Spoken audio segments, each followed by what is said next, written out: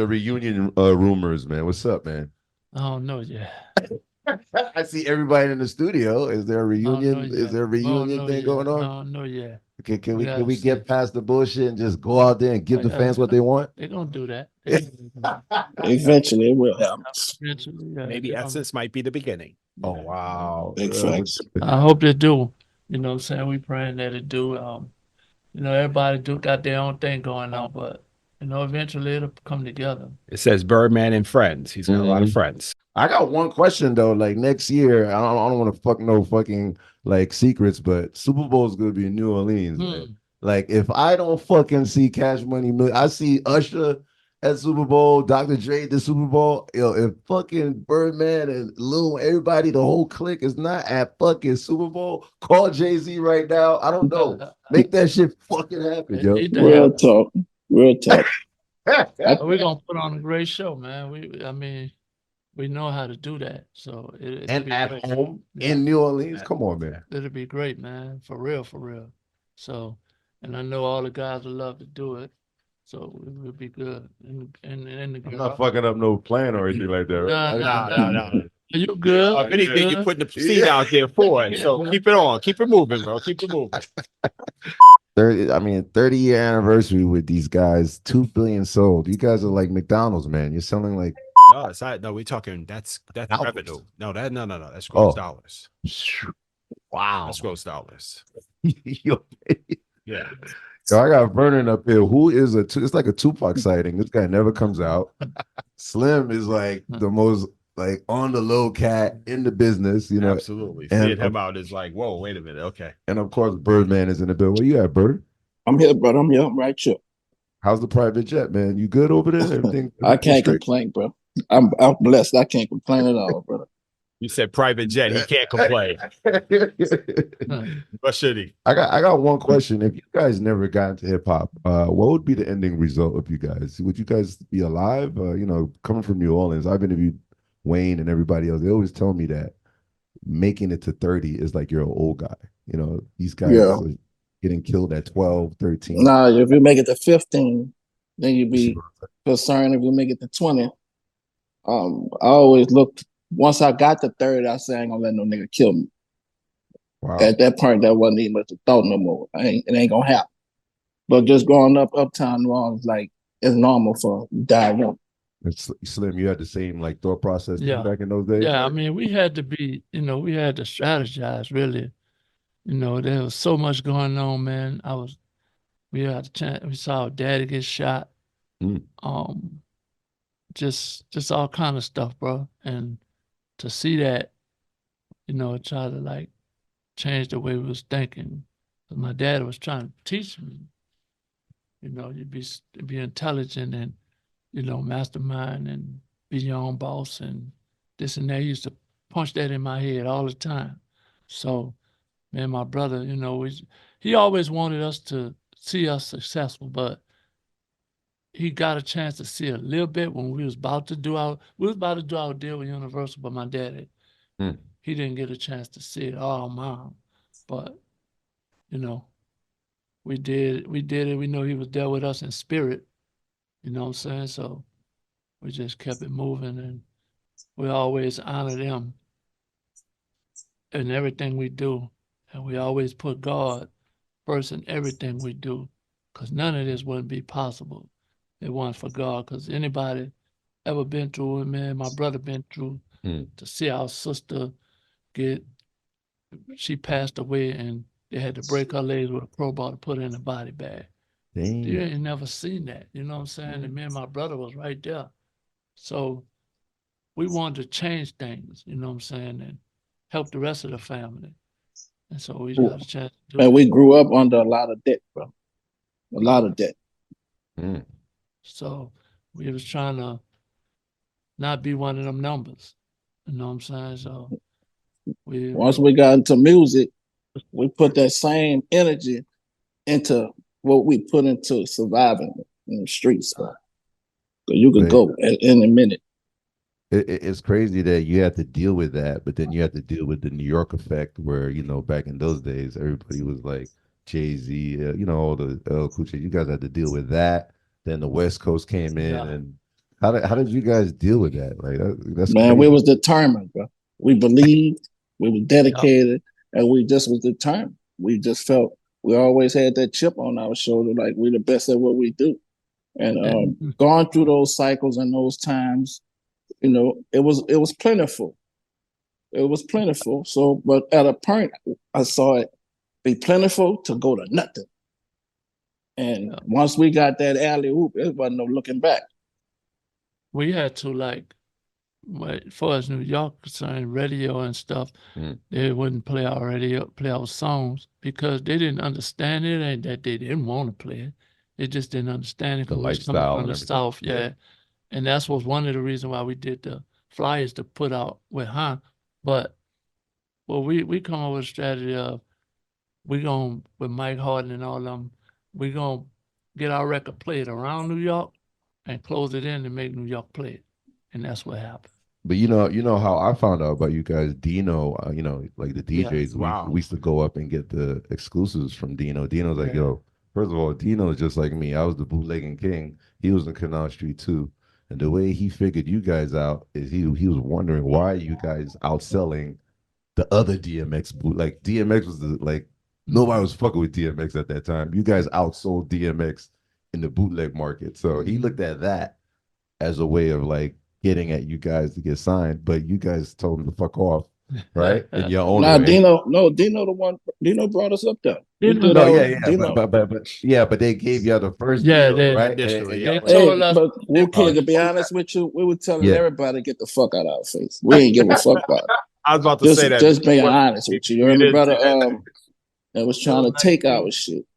They wanted to give us a joint venture. I was like, and then there was like the word joint didn't work. We didn't even know what that shit was. A one-off. Joint venture? What the fuck is that? We didn't know that shit was. So Dino told me he had to see you guys in your turf first. Yeah. He told me the funniest story. So I went to this record store on Canal Street and started asking questions. Hey, what's selling in here? What's hot in here? They were like, the Hot Boys, BG. So I was like, the Hot Boys? So there was a number on the back of the CDs that said, for bookings, call this number. I said, hey, I'm Dino from Universal Records. So they called me back, maybe a couple hours later. They said, all right, we're gonna send someone for you. A few hours later, they send someone to the hotel, pick me up. 3 dudes, 250, 300 pounds. Got in the car with them, they're like, all right, we're about to take you someplace. So I'm in the back seat, I'm nervous. I start texting my girl and I'm like, listen, I'm in this car right now. I'm gonna go check this band out.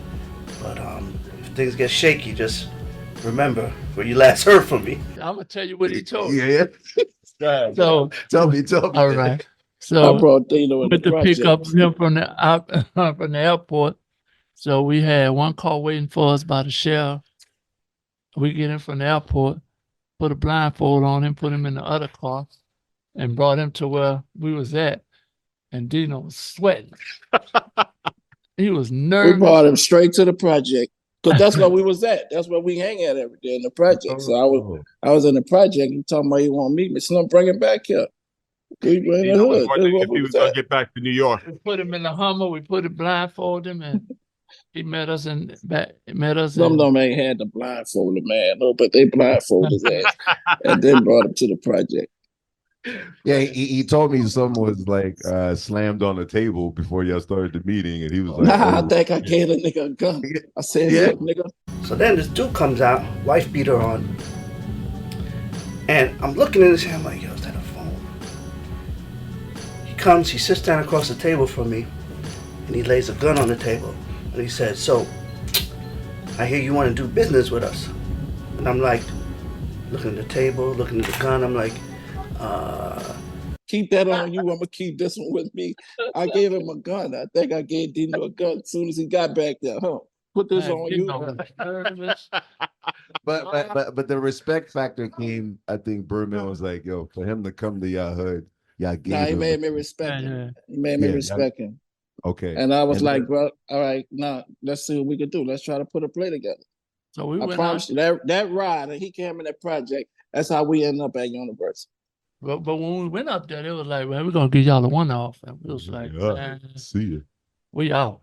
We good. So But then They was you just guys, popping shit we ain't know nothing about. I ain't know nothing about no one-off. I ain't know nothing about no fucking Doug joint Morris, yeah. venture. All we know is we owning our own shit. and Doug Morris come out the back room said, "What's the problem?" I said, "Man, they want to do a one-off. We about to go." And he was like, "I wouldn't sell my company either." Said for sure.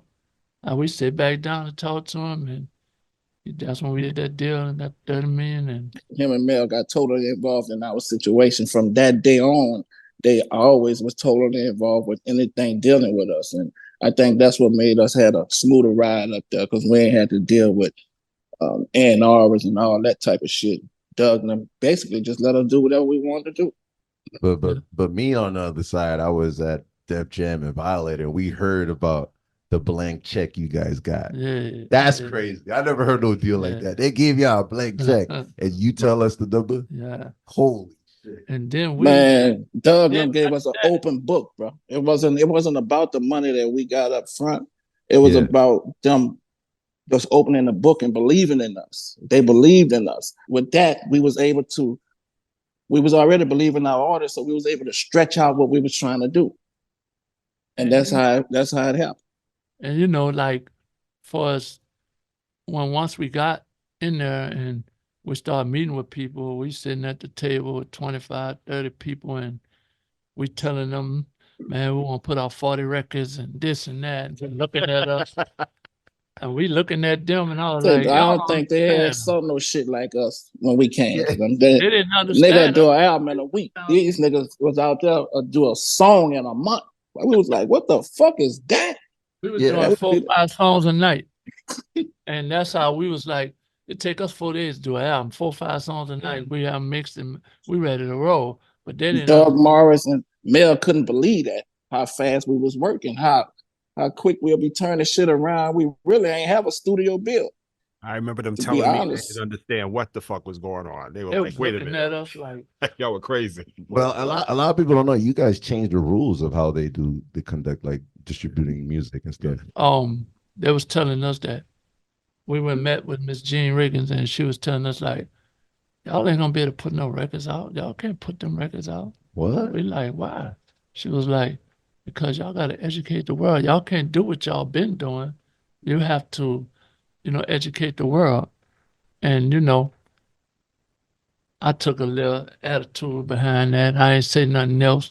And me and my brother got outside her door. And I was like, bro, we gotta go home and re-strategize. You know what I'm saying? So when I got back home, we called her, and she was like, and we apologized to her because the way we was acting in the office. And she was like, you know what, young brother, I'm gonna make you a million. I'm gonna show you how this go. Spend less and make more. That's what her thing. Spend less and make more. She always told us that. And so we learned from her. We learned from Doug and Mel. We learned from Monty and Avery, Sylvia. We just took pieces from everybody. But when y'all start waking up, you see Jay-Z getting on y'all remixes, and the industry was like finally awake. Yeah, I mean, it was cool. You know what I'm saying? We appreciated that, really did, because he ain't had to do it. He was hitting hard at that time. You know what I'm saying? So, and then Bun and Pimp C, they always, that was our brothers, man. They always was down for it. They always supported us, but way before anybody. You know what I'm saying? Bun, Pimp, and then Jay-Z got on Juvenile remix, and then other people, 3-6 and all that. It was all good, man. I know you guys collab with Eminem a few times. How's that relationship with Eminem? That was great. I met him a couple of times. Yeah. You know what I'm saying? How was that? Yeah, him and Wayne traded some features before. Wow. I was on their video set. I met him a couple of times myself. Him always been cool with us.